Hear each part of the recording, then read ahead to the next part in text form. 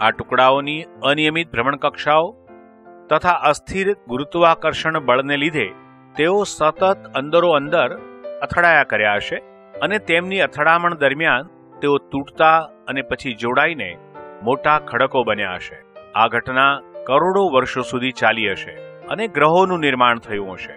આ કરોડો વર્ષ દરમિયાન આદિ સૂર્યના દ્રવ્યનું પણ સંકોચન થઈ તેના કેન્દ્રીય ભાગમાં તાપ ન્યુક્લિયર સંલયન પ્રક્રિયા ચાલુ થઈ તેના દ્વારા વિપુલ માત્રામાં ઉર્જા ઉત્પન્ન થવાથી તે તેજસ્વી સૂર્ય બન્યો હશે.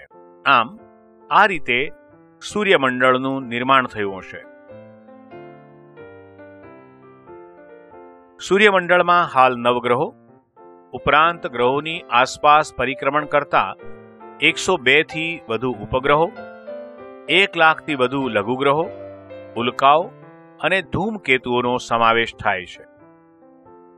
આ 9 ગ્રહોમાં બુધ, શુક્ર, પૃથ્વી, મંગળ, ગુરુ, શનિ, યુરેનસ, નેપચ્યુન અને પ્લુટોનો સમાવેશ થાય છે.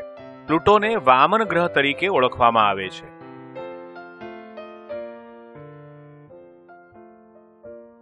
આ ગ્રહો પોતાની ધરીની ફરતે ભ્રમણ કરે છે તેને પરિભ્રમણ કહે છે.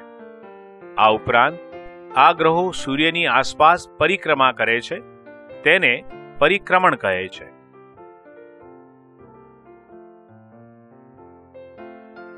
આ 9 ગ્રહો પૈકી બુધ, શુક્ર, મંગળ, ગુરુ અને શનિને નરી આંખે જોઈ શકાય છે.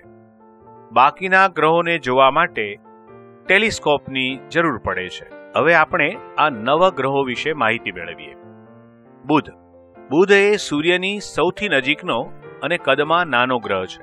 બુધનું દળ પૃથ્વીના દળના 18મા ભાગનું છે અને તેનું ગુરુત્વાકર્ષણ બળ પૃથ્વી કરતાં 3જા ભાગનું છે. નબળા ગુરુત્વાકર્ષણ બળ અને સૂર્યથી નજીક હોવાને કારણે તેના પર બાષ્પ સ્વરૂપે સોડિયમ અને પોટેશિયમનું ખૂબ પાતળું વાતાવરણ છે. નહિવત વાતાવરણને લીધે તેના દિવસ અને રાત્રિના તાપમાનમાં મોટો ફેરફાર જોવા મળે છે.